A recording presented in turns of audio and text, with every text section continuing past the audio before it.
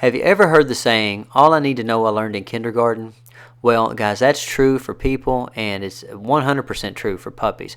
All a puppy is going to need to know as an adult dog can and should be taught before the dog's 16 weeks old. Now, I know somebody's going to say, well, what about this, Stonnie, or what about that? Okay, I'm talking about essential life skills, guys. And what I consider essential life skills for a dog, especially a house dog, is to come when you call it and be still when you tell it, and have good manners all the time. Now, okay, for you guys that are out there and you're going to be doing something competitive with your dog, if your dog's going to have some kind of working role in its life, okay, yeah, those dogs are going to need to know a little bit more than that as they get to be adults. But whatever they need to know, it should be built on a firm foundation of coming, being still, and having good manners.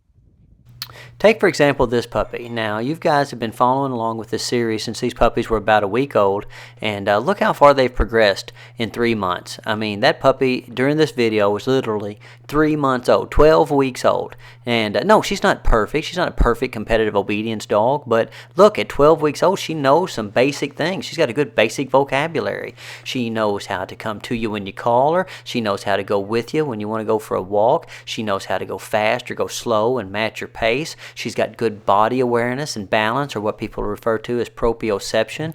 And most importantly, the work at this age really develops teamwork. When you go out with your puppy and you do mentally and physically stimulating activities, what we refer to as exercise with small challenges, you're really going to go a long way towards becoming an emotional leader that's able to effectively communicate to your puppy what's expected. You're going to learn how to effectively motivate your puppy to give you the behavior that's expected. You're going to keep your puppy nice and tired, and a tired dog is a good dog. You're going to encourage overall physical fitness, because regardless of what people tell you, guys, if you want a fit dog that's an older dog, then you need to start living a lifestyle that encourages physical activity as young as possible. Don't worry that the dog's going to overexert itself. Puppies self-regulate. I exercise dogs for a living, and all you got to do is when they start getting tired, let them rest.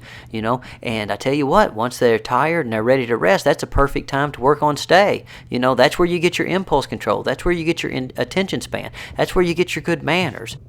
To put things in more concrete terms, let's take a look at the vocabulary we're actually using with these puppies. If you'll listen closely, you can hear Amy saying hup to the puppy when she wants him to jump. So hup, good. Now watch her. She's going to slow him down a little bit and try to make him understand that sometimes you're going to have done something exciting, but then it's going to be time to slow down. Like maybe you're at an art fair or something and you're trying to walk in between some booths.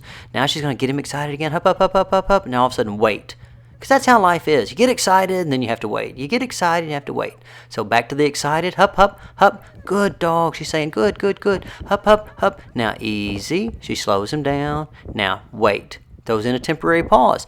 We're really stressing to the dog that, you have to take your energy cues or your emotional cues from your handler. This is very, very important, guys, and it's not often enough stressed in puppy training classes. But so being an emotional leader has to be your number one priority when you're working with your puppy. And I know that kind of sounds weird. What does that mean to be an emotional leader? Well, what it means is that you have to set the stage for the activity level that you expect. So here's Amy, she put that dog up there and she wants that little dog to stay up there in a stand for a little while, and so she got real calm. So think about how that whole little exercise went. First, she got a little bit excited, hup, hup, hup, hup. Then she dropped her voice. She was like, easy, easy, easy. Then hup, hup, hup. Then easy. Then wait. And so what's happening, guys, is that dog starts to get really, really acutely aware of exactly how much energy to put into a given activity. So of course, if you want the dog to stay, the dog doesn't need to put a whole lot of energy into stay, other than the energy that it takes to show good impulse control, which is, mental energy, right? But it's not physical energy. So this is a time for a dog to kind of settle down and relax and recharge their batteries. That's why it's kind of a little cheating thing to do, where you work on your stays after the dog's had plenty of exercise. But I can guarantee you, those two dogs, even though they're, a little bit tired, they wouldn't stay there if Amy wasn't being calm and deliberate in the way that she's delivering her treats. Guys, you have to learn to put forth the emotional state that you want to see in your puppies. And when you want them to be calm and passive, you have to be calm and passive. You might be firm, but you have to be calm and passive. So let's take a look at how these principles apply in a real life situation. Most of the time when you have a dog, you plan on taking the dog with you when you do fun stuff, and either you like going to the park or maybe your children like going to the park, and of course you'd like to have an adult dog that goes to the park with you. But again, what often gets in the way of being able to take your dog out into public is, the dog either won't come, or he won't be still, or he doesn't have good manners. He pulls on the leash, he barks at other dogs, he jumps on people, whatever. So having bad manners ends up, putting the dog and the owner in a downward spiral. You want to take the dog out, but it has bad manners, so you can't take it with you. Well, since you don't take it with you, the dog doesn't get much exercise and doesn't get much attention. When a dog doesn't get much exercise and much attention, then they start to negative attention seek. Well, when a dog starts behaving poorly, then you have a tendency to spend even less time with it. Well, when you spend less time with it, the dog behaves even more poorly. So the whole point of these videos that I'm making, guys, is to show you that there's no reason to ever let your puppy turn into a young adult dog or an adult dog that has bad manners. You just don't even get it started. Okay, stick to these principles. Get that puppy out and start holding them to a high standard, and hold yourself to a high standard from the day you get the puppy. It's just, I hear so many excuses of why people can't do things with their puppies. Oh, Stonnie, I can't take them outside because they haven't had enough shots. Oh, Stonnie, I can't exercise them because the breeder told me I can only exercise them 5 minutes a day. All that, listen, it's all nonsense, guys. It is all nonsense. I raise tons of dogs every year. I train 30 of these puppies a month, and I can tell you 100% for sure that every puppy that is relatively physically fit can go out and go on real world adventures. No, that doesn't mean that every puppy can perform at the same level as, say, the puppies in this video. The puppies in this video, it's a hardy breed of dog, and they're pretty athletic, and they've been raised in an environment where, over the course of time, they've really developed a lot of physical resilience, just like my son. You see my son, he fell down there and he laughed, and the reason he's laughing is because I was laughing at him. I have no sympathy because I think things like that are good. They're good for kids, they're good for dogs. You go out in the world and face a little bit of adversity.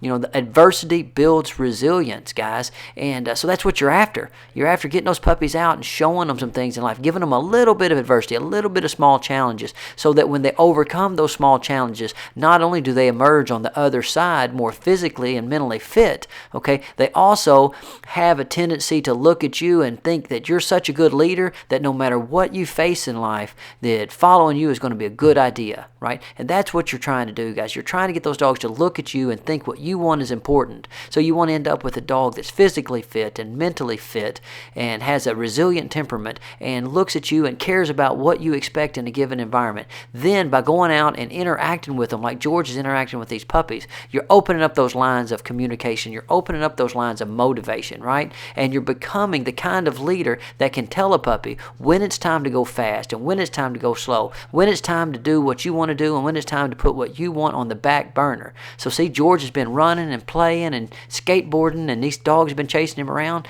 and then all of a sudden he tells this guy, okay, it's time to calm down and put what you want on the back burner for a minute. Now again, guys, I want you to think that puppy is only 12 weeks old.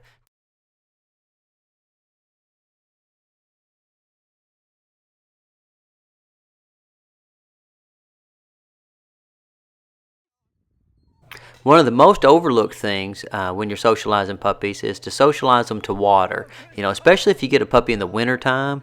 It's cold outside, and you're not going to the lake, you're not going to the beach, you're not getting on your boat, you're not going hiking as much, so you don't think too much about socializing them to the water. Well, the problem with that is that spring comes, and when spring comes and you decide to go hiking, you come up on a creek and the dog won't go across the creek, and you have to try to carry it, or you try to get them on the boat and they freak out on the boat, or you want to go to the beach and they won't get in the water, and have a good time like they should. So even if it's cold, guys, when your puppy is young, you have to get it out and you have to get it used to being in the water. See that one running across that bridge because she didn't want to get in the water, and you might say, well, why do they not want to get in the water? Just some dogs are very sensitive. Their feet are very, very sensitive, and so any kind of environmental change, it really affects them in a big way. So don't get upset, don't get worried about it, but definitely don't take it for granted. Even if you have a Labrador Retriever or a Chesapeake Bay Retriever or a Golden Retriever or one of the other breeds of dogs that's known for liking the water,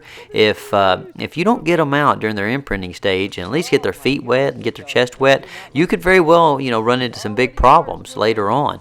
And there is nothing worse, nothing more embarrassing than going to the lake with your dog and they won't get in the water.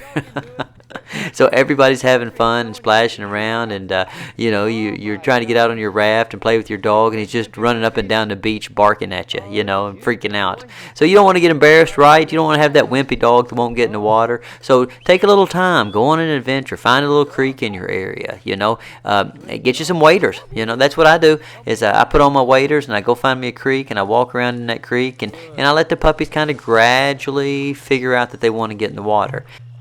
Now, if you have any trouble with this part of your socialization process, don't worry. It's not a big deal, guys. I tell you a super simple way to solve it is just ask around and find one of your buddies that has a dog that is already properly acclimated to the water, preferably one that likes to fetch, and then take the older dog and your younger dog out on a couple of big adventures. Now the first couple of times you take and you're going to play with the older dog in the water, and even if your puppy just kind of runs around on the bank, no big deal.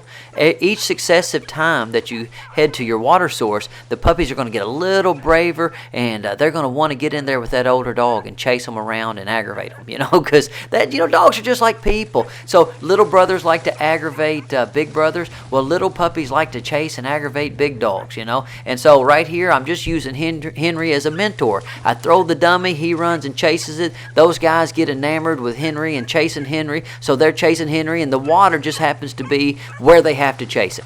After just a few sessions, you will have accomplished your overall goal, which is basic water socialization. Now look, guys, I'm not going to lie to you and tell you just because you take your puppy swimming with an older dog that loves the water that your puppy necessarily at 12, 14, 16 weeks old is going to love the water. That's not what we're doing here. What we're doing is we're imprinting basic patterns of behavior that will ensure that the puppies don't have fear or trepidation towards the water later. Then when the weather's a little bit nicer and you have a little bit more time, you can get about the business of making sure your puppy actually loves swimming, because you can go swimming with it. Have a good time. All right, see y'all later.